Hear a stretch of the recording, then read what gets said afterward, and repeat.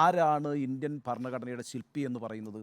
Doctor അംബേദ്കറിനാണ്. അപ്പം ഈ പറയുന്ന കോൺസ്റ്റിറ്റ്യൂൻ്റ് അസംബ്ലിയൊക്കെ ഉണ്ടെങ്കിലും അതിനകത്തൊക്കെ ഒരുപാട് അംഗങ്ങളുണ്ടെങ്കിലും നമ്മൾ ഇന്നും ഭരണഘടനാ ശില്പി എന്ന് ഉയർത്തിപ്പിടിക്കുന്ന ഒരാളെന്ന് പറയുന്നത് പിന്നെ ഡോക്ടർ അംബേദ്കറാണ്. ആ അംബേദ്കർ ആരുടെ പോരാളിയാണ്?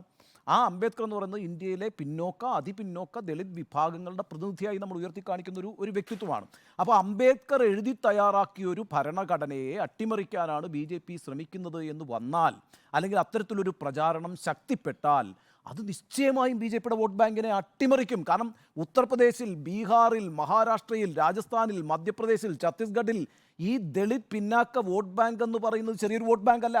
ആ വോട്ട് ബാങ്കാണ് BJP എത്തിക്കുന്നതും BJPയെ പുറത്താക്കുന്നതും മറ്റു പാർട്ടികളെ അധികാരത്തിലെത്തിക്കുന്നതും. അപ്പോൾ ആ വോട്ട് ബാങ്കിനെ വ്രണപ്പെടുത്തുന്നതൊന്നും സംഭവിച്ചുകൂടാ എന്നൊരു ബോധ്യത്തിലേക്ക് നരേന്ദ്രമോദി എത്തിയിരിക്കുന്നു, BJP എത്തിയിരിക്കുന്നു. ഒന്നാമത്തെ കാര്യം. രണ്ട്, ഈ ഭരണഘടനയാണ് തുല്യനീതി വിളംബരം ചെയ്യുന്നത്. നമ്മുടെ ഭരണഘടന നമ്മുടെ രാജ്യത്തെ എല്ലാ മനുഷ്യർക്കും തുല്യനീതി ഉറപ്പാക്കണമെന്ന് ഉച്ചസ്ഥരം പ്രഖ്യാപിക്കുന്ന ഒരു ഭരണഘടനയാണ്.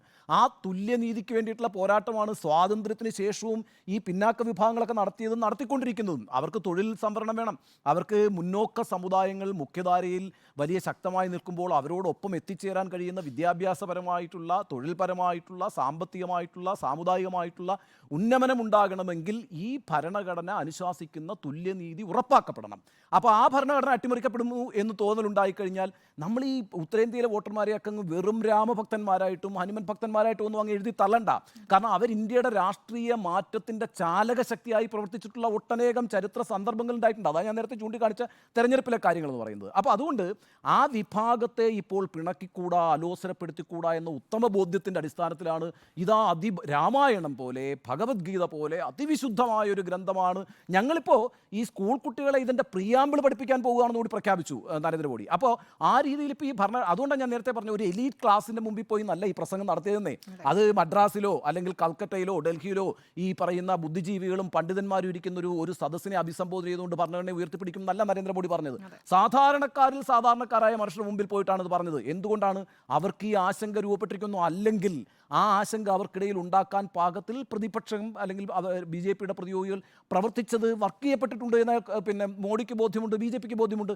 അതുകൊണ്ടാണ് ഇപ്പോൾ ഭരണഘടന സേക്രഡായ ഒരു ഡോക്യുമെൻ്റായിട്ട് ഉയർത്തിപ്പിടിക്കുന്നത്. എന്നാൽ ഒരു സംശയവും വേണ്ട, 3-2 ഭൂരിപക്ഷം BJPക്ക് കിട്ടുകയും അത് 2 സഭകളിലും അവർക്ക് എന്തും മാറ്റി എഴുതാൻ പറ്റുന്നൊരു ശക്തി ലഭിക്കുകയും ചെയ്താൽ ഒന്നൊന്നായിട്ട് അത് മാറ്റി എഴുതപ്പെടുമെന്ന കാര്യത്തിലുള്ള തർക്കവും വേണ്ട. കാരണം അത് RSSൻ്റെ പ്രഖ്യാപിത ലക്ഷ്യമാണ്.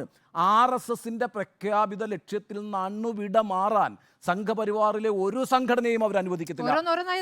നടപ്പാക്കിക്കൊണ്ടിരിക്കുന്നത് ഇപ്പോൾ നേരത്തെ അരുൺ സൂചിപ്പിച്ചത് വളരെ പ്രധാനപ്പെട്ട കാര്യമാണ്. ഇപ്പോൾ വെങ്കടചെല്ലയ്യ കമ്മീഷനൊക്കെ വന്നപ്പം അക്കാലത്ത് ഒരു പ്രശ്നം എന്താണെന്ന് വെച്ചാൽ 1998 അധികാരത്തിൽ വന്ന BJP ഒരു മുന്നണിയായിട്ടാണ് അധികാരത്തിൽ വരുന്നത്, അല്ലേ? NDA എന്ന് പറയുന്ന മുന്നണി രൂപപ്പെടുന്നത് 98 ആ അധികാരത്തിൽ വരുമ്പോൾ തന്നെ അവർ ആദ്യം പ്രഖ്യാപിച്ചത് എന്താണെന്നറിയാമോ? There are 3 contentious issues. 3 വിവാദ വിഷയങ്ങളുണ്ട്. 1 അയോധ്യ, 2 ആർട്ടിക്കിൾ 370, 3 ഏക സിവിൽ കോഡ്. ഈ 3 കാര്യങ്ങളിലും ഈ സർക്കാർ ഒരു തീരുമാനം എടുക്കില്ല എന്ന ഉറപ്പ് കൊടുത്തതിൻ്റെ അടിസ്ഥാനത്തിലാണ് തെക്ക് നിന്ന് ADMK മുതൽ അങ്ങ് തൃണമൂൽ കോൺഗ്രസ് അടക്കമുള്ള എല്ലാ നാഷണൽ കോൺഫറൻസ് അടക്കമുള്ള പാർട്ടികളെല്ലാം കൂടി വാജ്പേയിയെ പിന്തുണയ്ക്കുകയും അങ്ങനെ അവർ 98 സർക്കാർ ഉണ്ടാക്കുകയും ചെയ്ത് 2004 ആ സർക്കാർ പോകുന്നതിനൊരു കാരണമുണ്ട്. അത് തോറ്റുപോകുമ്പോൾ എന്താ സംഭവിക്കുന്നതെന്ന് കൂടി മനസ്സിലാക്കണം. ഗോവധം നടപ്പാക്കാനായിട്ട് RSSൻ്റെ സമ്മർദ്ദത്തിൽ ഗോവധത്തിനെതിരായിട്ട് ഒരു നിയമം പാസ്സാക്കാൻ പാർലമെൻറ്റിൽ വാജ്പേയി ശ്രമിച്ചു. അത് RSSൻ്റെ നിർബന്ധത്തെ തുടർന്ന് ശ്രമിച്ചത്. പക്ഷേ എന്താ സംഭവിച്ചത്? DMK ആണെന്ന് ആ സർക്കാരിനെ പിന്തുണച്ചിരുന്നത്. DMK ശക്തമായി പാർലമെൻറ്റിൽ അതിനെ എതിർത്തു. കരുണാനിധി ജീവിച്ചിരിക്കുന്ന സമയമാണ്. ഗോവധം നിരോധന നിയമം ഈ രാജ്യത്ത് നടപ്പാക്കാൻ കഴിയില്ല എന്ന് പറഞ്ഞുകൊണ്ട് അത് ആ ഹിന്ദുത്വ അജണ്ടയാണ് എതിർത്തത്. ആ എതിർപ്പിൻ്റെ അടിസ്ഥാനത്തിൽ DMK ആ മുന്നണി വിട്ടു. ചെറിയ സീറ്റൊന്നുമല്ല തെക്കേന്ത്യയിൽ DMKക്ക് അന്ന് കിട്ടിയത്. തൂത്തുവാരി തമിഴ്നാട് ജയിച്ചു. അതായിരുന്നു ഒരു ശക്തി. UPയുടെ വലിയ ശക്തിയായിട്ട് DMK മാറി. ഏറ്റവും വലിയ പോർട്ട്ഫോളിയോസ് DMKക്കാണ് കിട്ടിയത്, ടെലികോം അടക്കമുള്ള പോർട്ട്ഫോളിയോസ്. പിന്നെ അതിന് ഈ 2G സ്പെക്ട്രം അടക്കമുള്ള അഴിമതിയിലൊക്കെ പെട്ടുപോയി. പക്ഷേ ഞാൻ പറഞ്ഞു വന്നത് ആ അർത്ഥത്തിൽ ഈ പറയുന്ന ഏത് അവസരം കിട്ടുമ്പോഴും ഭരണഘടനയിലെ കാര്യങ്ങളൊക്കെ ഹിന്ദുത്വ അജണ്ടയുടെ അടിസ്ഥാനത്തിൽ മാറ്റി എഴുതാൻ ശ്രമിക്കുന്നവർ തന്നെയാണ്. ഇപ്പോൾ ഒരു പുതിയ ഭരണഘടനാ വിശ്വാസമൊന്നും രൂപപ്പെട്ടിട്ടില്ല.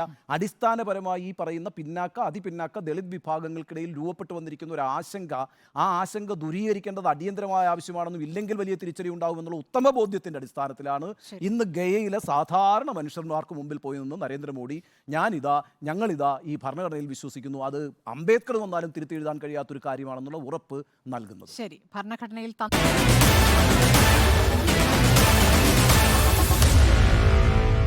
Meet the editors.